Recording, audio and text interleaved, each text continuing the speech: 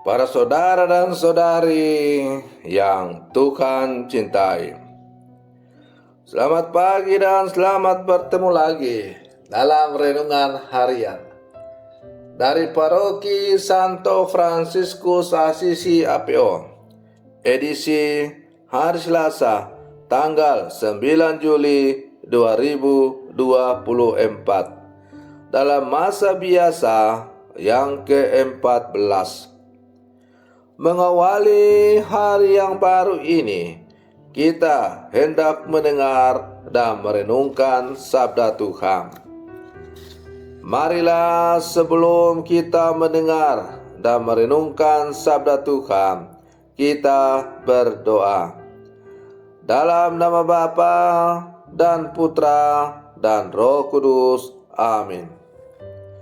Allah Bapa Maha Pengasih, Engkau mengasihi kami tanpa syarat.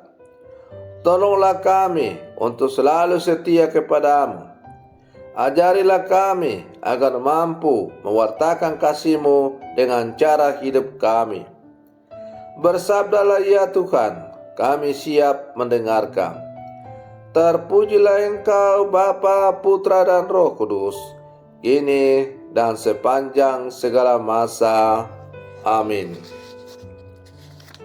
Para saudara dan saudari yang Tuhan cintai, sabda Tuhan yang hendak kita dengar dan kita renungkan untuk mengawali hari yang baru ini diambil dari Injil Matius pasal 9 ayat 32 sampai 38.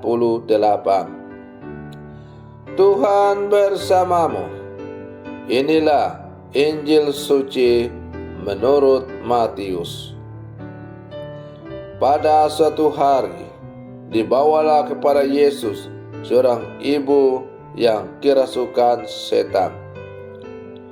Setelah setan diusir, orang bisu itu dapat bicara. Maka heranlah orang banyak, katanya, hal semacam itu belum pernah dilihat orang Israel. Tetapi orang Farisi berkata, dengan kuasa penghulu setan, ia mengusir setan.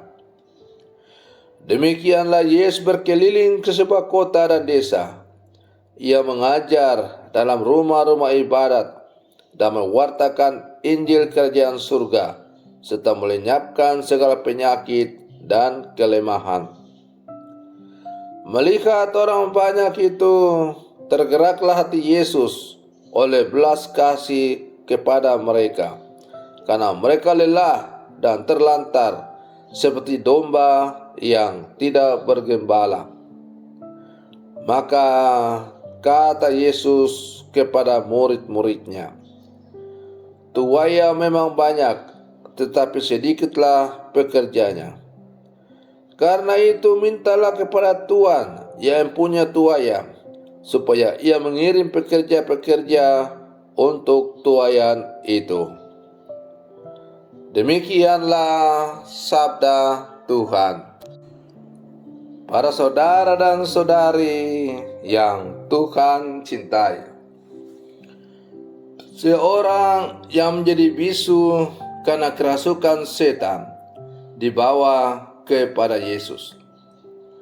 Setan membelenggunya sehingga ia tidak dapat berkata-kata. Namun kuasa Yesus terlalu kuat untuk dilawan. Setan pun melepaskan orang ini dan orang itu dapat berkata-kata. Kitab suci tidak mencatat apa yang dikatakan orang bisu ini sesudah dibebaskan dari kerasukan setan. Kita yakin bahwa ia pasti memuji Tuhan dan tidak peduli dengan pendapat orang banyak yang heran dan tuduhan orang Farisi bahwa Yesus mengusir setan dengan kuasa pemimpin setan, yaitu Beelzebul. Para saudara dan saudari yang Tuhan cintai, reaksi orang-orang Farisi terhadap peristiwa penyembuhan ini dengan mengatakan Yesus mengusir setan dengan kuasa penghulu setan atau Beelzebul. Menarik untuk kita renungkan. Mengapa orang Farisi menyerang Yesus secara sangat kasar tanpa melihat kenyataan bahwa Yesus berkeliling ke sebuah kota dan desa, mengajar, memberitakan Injil Kerajaan Allah, dan melenyapkan banyak penyakit? Bagaimana mungkin seluruh aktivitas Yesus digerakkan oleh kuasa pemimpin setan? Masa setan melawan setan. Yesus digerakkan oleh kuasa belas kasih ilahi, bukan oleh kuasa setan. Karena itu, ia selalu tergerak oleh belas kasihan ketika melihat orang banyak yang mengikuti dia.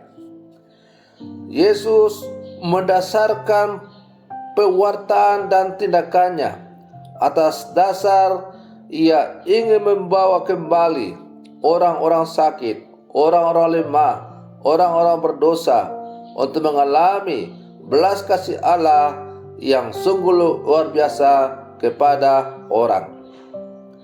Yesus melaksanakan segala misi karya pelayannya bukan untuk dipuji, disanjung, mencari nama, mencari upah, dan sebagainya. Tapi itu semua keluar dari hatinya yang sungguh-sungguh mengalirkan belas kasih. Sebaliknya, orang-orang Farisi yang juga adalah pengajar-pengajar agama mendasarkan pelayanan mereka atas pamrih, supaya disanjung, dipuji, dihormati, diberi kedudukan, mencari sesuap nasi, dan sebagainya. Karena itu, orang-orang Farisi merasa terganggu dengan kehadiran Yesus. Kenapa? Karena orang-orang yang tadinya datang berbondong-bondong kepada orang-orang Farisi, maka orang Farisi mengalami kelimpahan dalam hidup jasmani, tapi miskin dalam hidup kerohanian. Ini bukan hanya mengalami kemiskinan dalam kehidupan rohani, tapi juga dalam hal hidup jasmani. Piring mereka terganggu, seret, dan karena itu mereka marah dan selalu menganggap Yesus sebagai saingan, pembuat yang membuat mereka mulai mengalami kemiskinan. Dan karena itu hati mereka selalu diliputi oleh kebencian, dengki, iri hati, benci, amarah. Hati yang selalu diliputi oleh kebencian, iri hati, tidak akan pernah mampu melihat kebaikan yang dilakukan oleh orang lain. Sebaik apapun yang dilakukan oleh orang lain akan selalu dipandang rendah, hina, dan sebagainya, karena keluar dari hati mereka yang sungguh-sungguh didasari oleh kebencian. Para saudara dan saudari yang Tuhan cintai, sebagai murid-murid Yesus yang hidup di zaman sekarang, kita diajak untuk semakin merenungkan perjalanan hidup kita sebagai orang-orang percaya. Apakah sikap perilaku kita seperti orang Farisi, ataukah kita sungguh-sungguh memiliki hati yang penuh belas kasih sebagaimana yang diajarkan oleh Yesus? Apakah masih ada belas kasih untuk sesama yang tersingkir dalam kehidupan bersama? Apakah kita merangkul orang sesama kita yang dianggap oleh masyarakat sebagai sampah? Apakah kita juga masih begitu gampang menghakimi, mengucapkan kata-kata rasis dalam menjalani kehidupan kita? Maka sebagai murid-murid Yesus yang hidup zaman sekarang, kita diajak untuk terus-menerus membaharui kehidupan beriman kita. Semoga kehidupan beriman kita semakin sesuai dengan harapan sebagaimana diajarkan oleh Yesus kepada kita, agar kita semakin layak disebut sebagai murid-murid Yesus yang sejati di zaman sekarang.